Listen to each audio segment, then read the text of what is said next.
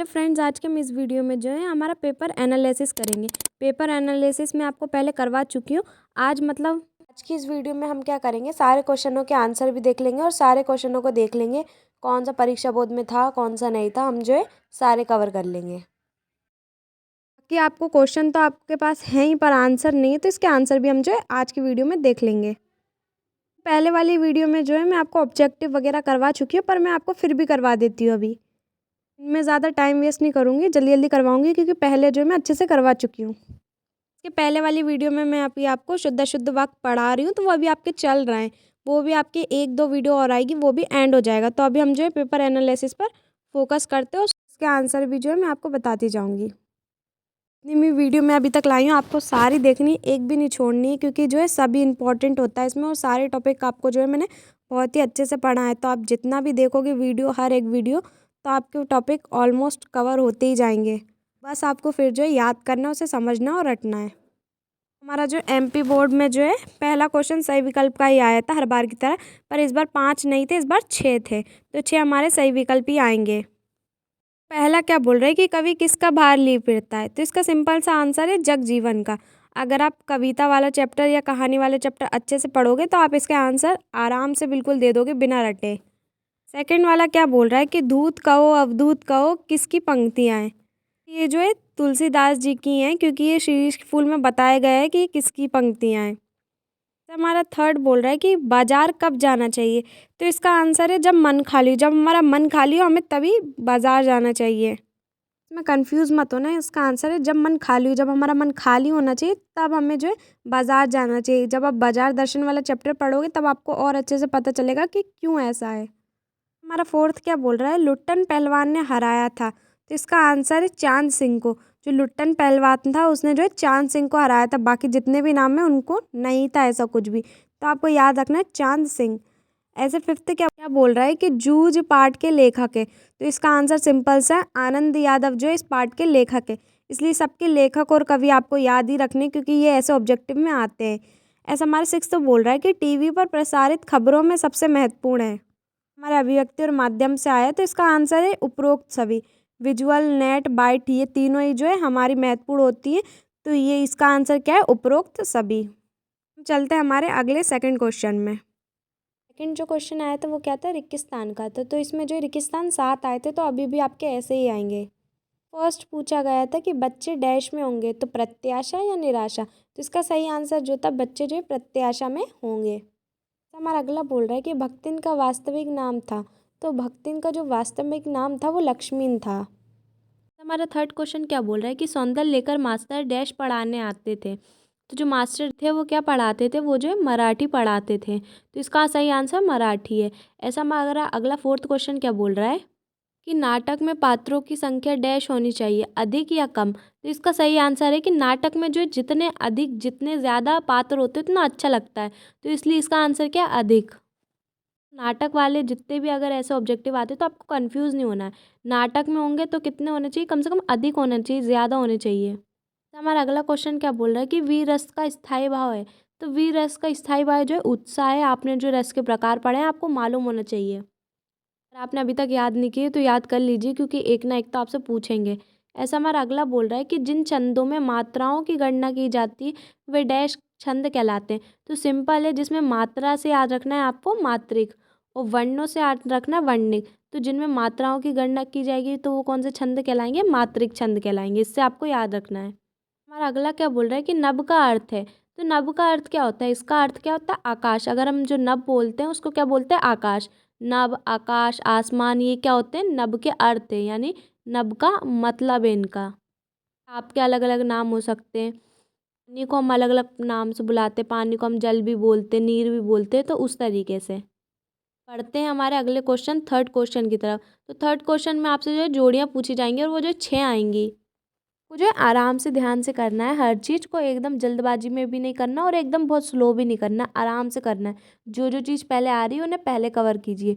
तो पहला क्या बोल रहा है कि बात की चूड़ी मर जाना। बात की चूड़ी मर जाना का अर्थ क्या है, कि बात का प्रभावहीन हो जाना। तो इसका सही आंसर क्या है, कि बात का प्रभावहीन हो जाना। ऐसे सेकंड बोल रहा है अवधूत। जो अवधूत शब्द है, ये अवधूत बात है, वो कहाँ से आई। तो आप ऑप्शन में देखोगे एक ही चीज़ दिख रही है, शिरीष के फूल, तो वहाँ से ये अवधूत वर्ड जो है उठा के लाए हैं। हमारा अगला क्या बोल रहा है कि सिल्वर वेडिंग। अब जो सिल्वर वेडिंग है उसका क्या सही आंसर होगा, तो इसका क्या लिखा है, यशोधर बाबू, क्योंकि जो यशोधर बाबू का कनेक्शन है वो किससे, सिल्वर वेडिंग से, उसी चैप्टर के वो जो है पात्र हैं, तो इसका सही आंसर क्या होगा, यशोधर बाबू। ऐसा हमारा अगला क्वेश्चन क्या बोल रहा है, मतलब हमारी अगली जोड़ी कि कहानी का केंद्रीय बिंदु। अब जो कहानी का केंद्रीय बिंदु है वो क्या होता है, तो इसका सही आंसर आप देखोगे इसमें कथानक है। कहानी का केंद्रीय बिंदु आपको याद रखना है, कथानक ही होता है। हमारा अगला क्वेश्चन बोल रहा है चौपाई छंद। अब जो चौपाई छंद है उसमें कितनी मात्राएं होती है, आपको यहाँ देखो चौपाई छंद से और कुछ नहीं मिल रहा, तो जिसमें मात्रा का दिख रहा है उसमें क्या है, 16 मात्राएं होती, किसमें, चौपाई छंद में, ये आपको याद रखना है। ऐसा हमारा अगला तत्सम बोल रहा है, तत्सम, अब लास्ट क्या बच रहा है, तत्सम। संस्कृत के मूल शब्द जो होते हैं वो तत्सम कहलाते हैं, तो आपको याद रखना है कि तत्सम क्या होता है। तो इस तरीके से जोड़ी आती है, आपको देखने में अगर आपने पढ़ा है तो आपको इजी लगेगा, कुछ टफ नहीं लगेगा, क्योंकि इसमें जो है अगर आपने सारा चैप्टर और ग्रामर पढ़ी तो आप आराम से कर लोगे। हमारा जो है अगले क्वेश्चन की तरफ बढ़ते, फोर्थ क्वेश्चन क्या बोल रहा है, एक वाक्य में उत्तर दीजिए। तो ये अगर आपने पढ़े तो आप इसका आंसर दे दोगे। ज़रा ध्यान से देखते हैं कैसे क्वेश्चन पूछे गए थे। पहला क्वेश्चन क्या बोल रहा है कि उषा का जादू कब टूटता है। तो उषा का जादू कब टूटता है, इसका आंसर क्या है, सूर्योदय। अगर आपने ये चैप्टर पढ़ा है तो आप कर लेंगे। हमारा अगला बोल रहा है कि पहलवान लुट्टन सिंह के कितने पुत्र थे। तो उसके जो है 2 पुत्र थे, ये आपके चैप्टर का ही है, तो ये भी आप कर लेंगे आसानी से। थर्ड हमारा क्या बोल रहा है कि सिंधु सभ्यता का सबसे बड़ा नगर कौन सा था। तो इसका आंसर भी चैप्टर से ही आपके कि मोहनजोदड़ो जो था वो सिंधु सभ्यता का सबसे बड़ा नगर था। ऐसा हमारा अगला बोला है कि आमतौर पर रेडियो नाटक की अवधि कितनी होनी चाहिए। क्वेश्चन ध्यान से पढ़ो, वो क्या बोल रहा है कि आमतौर पर रेडियो नाटक की अवधि मतलब समय होता है कि जो रेडियो नाटक जो होता है वो कितने से मिनट का होता है। इसका आंसर क्या है कि 15 से 30 मिनट। इसका सही आंसर यही है, 15 से 30 मिनट होना चाहिए। तो इस तरीके से जो है आपको याद रखना है कि रेडियो नाटक की अवधि कितनी, 15 से 30 मिनट होनी चाहिए। अब हमारा अगला क्वेश्चन फिर क्या बोल रहा है कि शब्दगुण कितने प्रकार के होते हैं। ये मैं आपको पढ़ा चुकी हूँ, शब्दगुण जो हमारे 3 प्रकार के होते हैं। अगर आप भूल गए हो शब्दगुण और शब्द शक्ति तो फिर से जाके आप जो है उसे पढ़ लीजिएगा। अब हमारा अगला क्या बोल रहा है कि दूसरा घर कर लेना मुहावरे का क्या अर्थ है। तरीके से एक शब्द में जो है मुहावरे वगैरह भी पूछ सकते हैं, इसलिए जो मैं मुहावरे भी आपको पढ़ा चुकी हूँ। तो इसका अर्थ क्या है, आप थोड़ा सा सोचिए। दूसरा घर कर लेना यानी अलग जाना। दूसरा घर इंसान तभी करता है जब आपस में नहीं बनती, तो वो दूसरा घर कर लेता है यानी अलग चला जाता है वो। तो इससे आपको रियल से ही समझ में आना चाहिए, अलग जाना। जैसे हमारा 7वां क्या बोल रहा है कि क्रिया विशेषण की परिभाषा लिखी। सिंपल एक क्रिया विशेषण यानी जो क्रिया की विशेषता बताता है वही जो एक क्रिया विशेषण कहलाता है। तो एक शब्द में इस तरीके से डेफिनेशन पूछ सकते हैं छोटी छोटी, इसलिए आपको सब आना चाहिए। जो है हमारा अगला क्वेश्चन 5th क्या है, वो जो है सत्य सत्य। तो सत्य सत्य भी जो है 6 आएंगे, जिसमें से आपको सभी करने हैं। ये जो ऑब्जेक्टिव वगैरह आते हैं ये आपको सारे ही करने हैं, तो ये सभी जो है इंपॉर्टेंट रहते हैं, तो आपको ध्यान से समझ के करना है। पहला क्या बोल रहा है कि परचेजिंग पावर का अर्थ क्रय शक्ति होता है। परचेजिंग का मतलब क्या होता है, खरीदना, हमने जो है कुछ खरीद लिया हो। और क्रय शक्ति जो हिंदी में बोलते हैं क्रय शक्ति, जब हम कुछ खरीदना चाहते हैं, हम जो कुछ खरीद लेते हैं तो उसे हम क्रय शक्ति बोलते हैं। तो इसका अर्थ भी यही होता है। तो परचेजिंग पावर और क्रय शक्ति दोनों का अर्थ जो है एक ही होता है, यानी किसी चीज़ वस्तु को खरीदना है, किसी चीज़ को खरीदना। तो इसका आंसर क्या होगा, सत्य होगा कि परचेजिंग पावर का अर्थ जो है क्रय शक्ति होता है। तो ये सत्य है कि हाँ, इसका आंसर यही है। हमारा अगला क्या बोल रहा है कि शिरीष का फूल संस्कृत साहित्य में बहुत कठोर माना जाता है। शिरीष का जो फूल है वो संस्कृत साहित्य में जो है कठोर बिल्कुल नहीं माना जाता। तो इसका आंसर क्या है, असत्य है, क्योंकि इन्होंने बोला माना जाता है, तो इसका आंसर है असत्य कि नहीं माना जाता।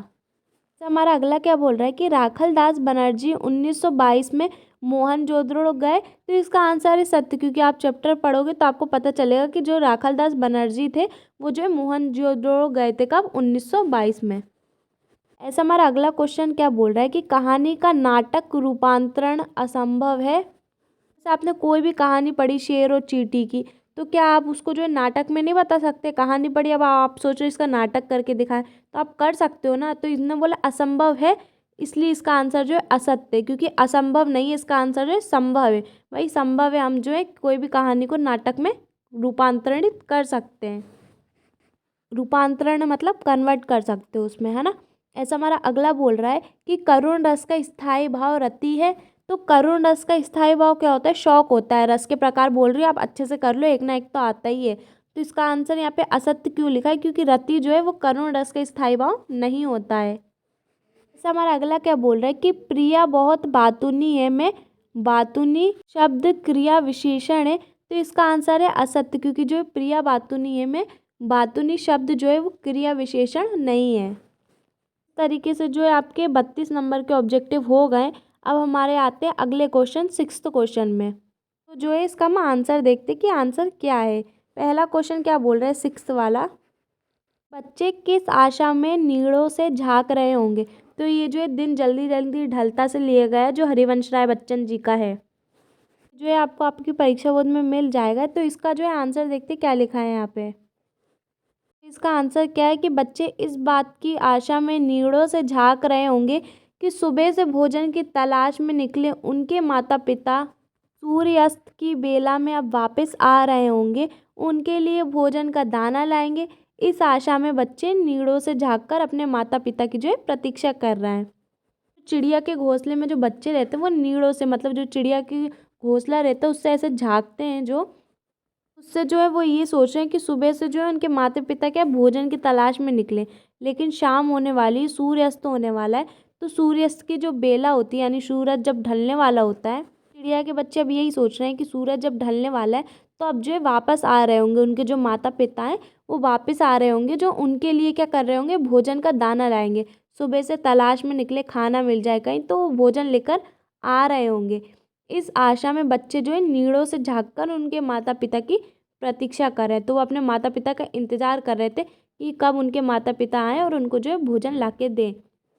आशा, वही जो ऑब्जेक्टिव में था वो वही प्रत्याशा कर रहे थे, यानी आशा कर रहे थे। इस तरीके से जो है हमारे 6th क्वेश्चन का जो है ये आंसर था।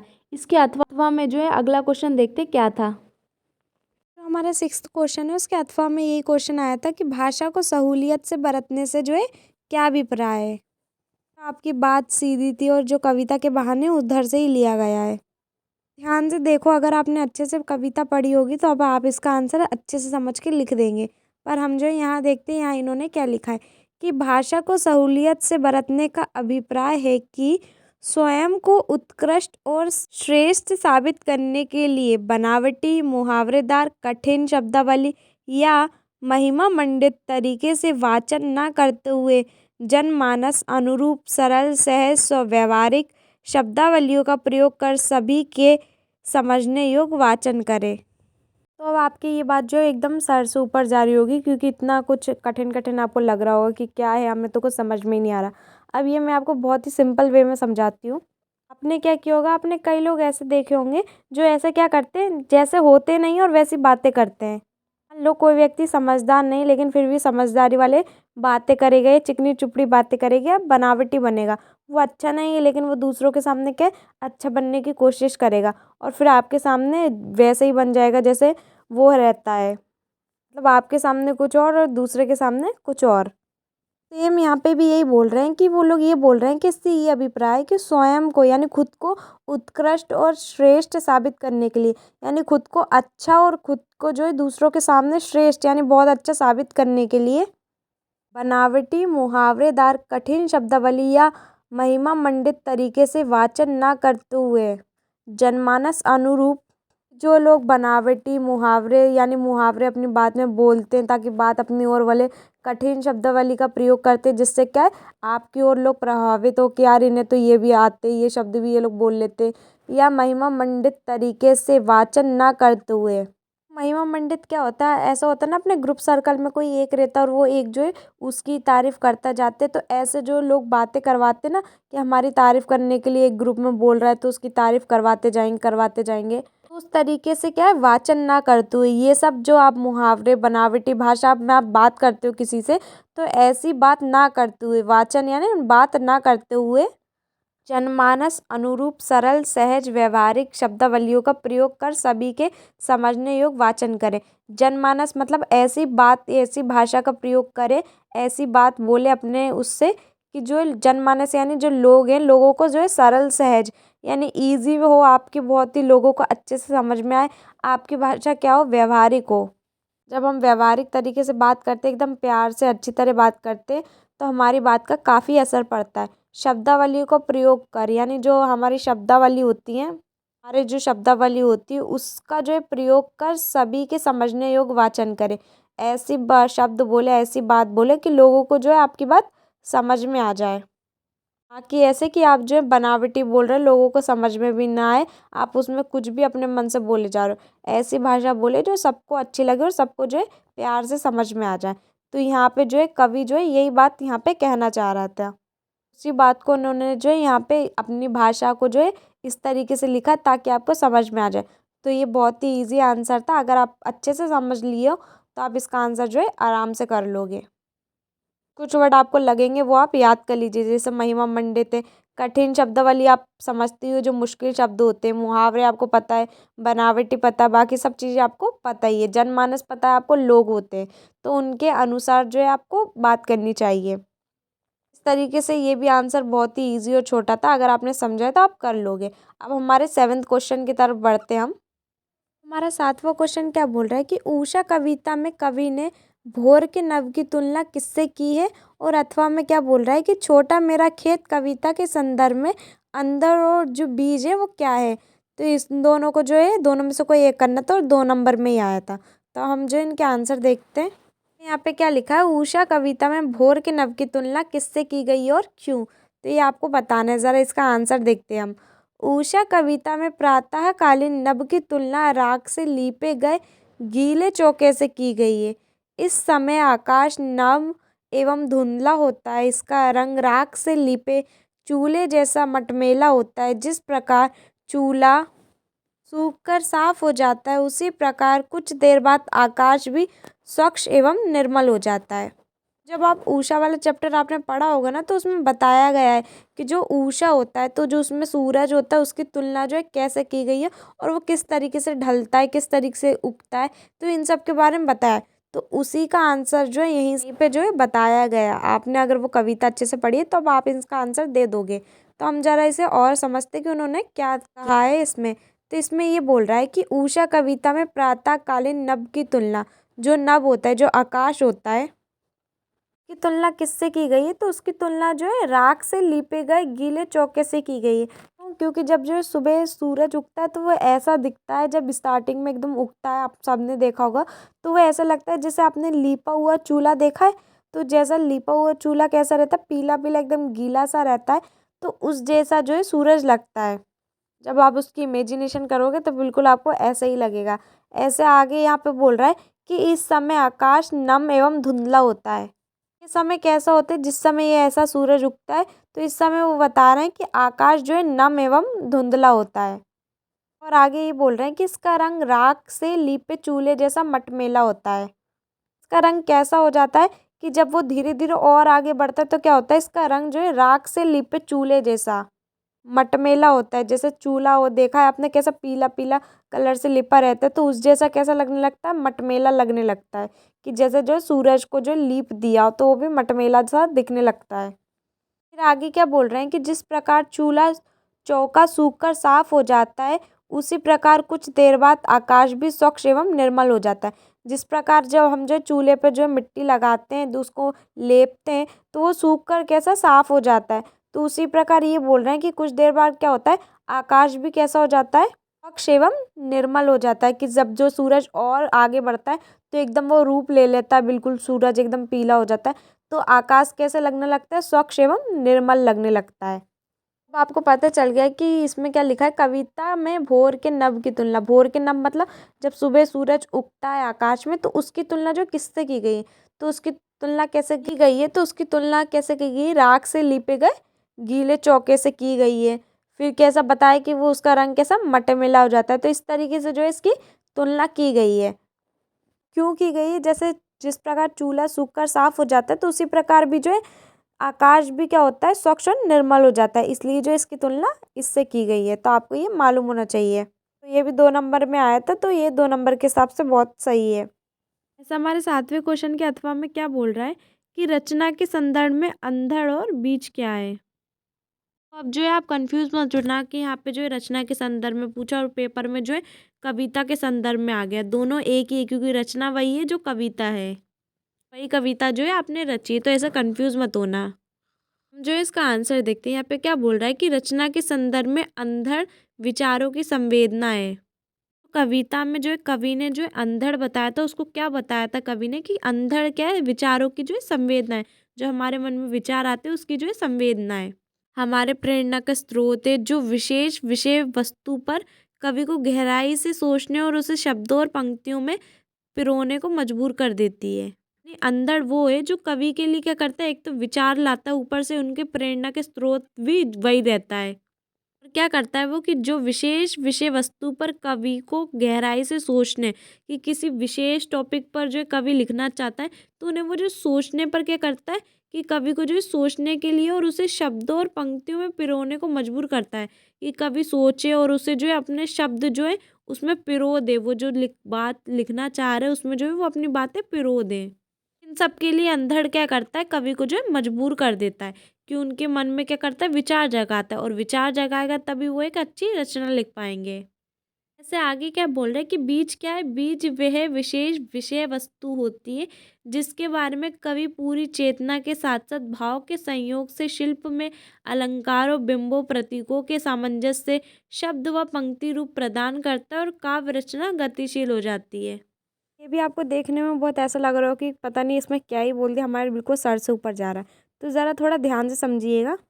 आप जो है अपनी भाषा में भी इसे लिख सकते हैं। तो यहाँ पे ज़रा समझते क्या लिखा है, बीज वह विशेष विषय वस्तु होती है, यानी बीज जो है ऐसी विशेष वस्तु होती है, यानी विषय की वस्तु होती है। कोई भी टॉपिक पर अगर आप कुछ लिख रहे हो तो उस चीज़ की क्या है, विषय वस्तु, जिसके बारे में कवि पूरी चेतना के साथ भाव के संयोग से, मतलब क्या है, कवि जब भी कोई रचना करता है तो उसको क्या है, सबसे पहले भाव, जब उसके मन में कोई भाव आएंगे, जैसे मान लो आप पेड़ देख रहे हो, पेड़ के लिए आपके मन में क्या भाव आएंगे, पेड़ जो है हमें छाया देता है, उस समय फल मिलते हैं। इस तरीके से ये भी यहाँ पे ये बोल रहे हैं कि चेतना के साथ भाव के संयोग से, जो हमारे भाव होंगे अंदर उसके संयोग से शिल्प में अलंकारों बिंबों प्रतीकों के सामंजस्य से शब्द व पंक्ति रूप प्रदान करता है। यहाँ पे जो है किसी रचना की बात हो रही है, और एक रचना में क्या होता है, उसमें अलंकार होते हैं, बिंब होते हैं, प्रतीकों के सामंजस्य यानी प्रतीक होते हैं, शब्द होते हैं और वो पंक्ति होता है।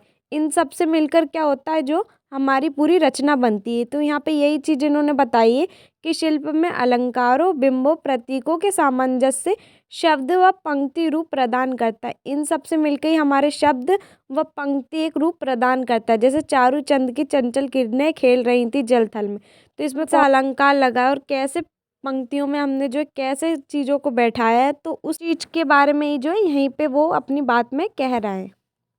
को कंफ्यूज नहीं होना है, बीज वो होता है जो हमारे मन के भाव निकलते और जिनसे हम अलंकार बिंब प्रतीकों इन सब का जो है प्रयोग करते हैं, जिससे हमारे शब्द और पंक्ति क्या हो जाता है, एक नया रूप प्रदान कर लेती है, उसका जो है रूप प्रदान हो जाता है। तो वही जो है काव्य की रचना में जो है गतिशील हो जाती है। तो वही जो है हमारी रचना के संदर्भ में क्या होता है, वही बीज का मतलब होता है। इस वीडियो में जो है हमने 7वें क्वेश्चन तक देख लिए। आगे हम जो है नेक्स्ट वीडियो में और जो है पूरा डिटेल में से देख लेंगे। वीडियो ज़्यादा लंबी हो जाएगी, इसलिए जो मैं आपको थोड़े अब नेक्स्ट वीडियो में इसके आगे पढ़ाऊँगी। तो मिलता है नेक्स्ट वीडियो में। Thanks for watching.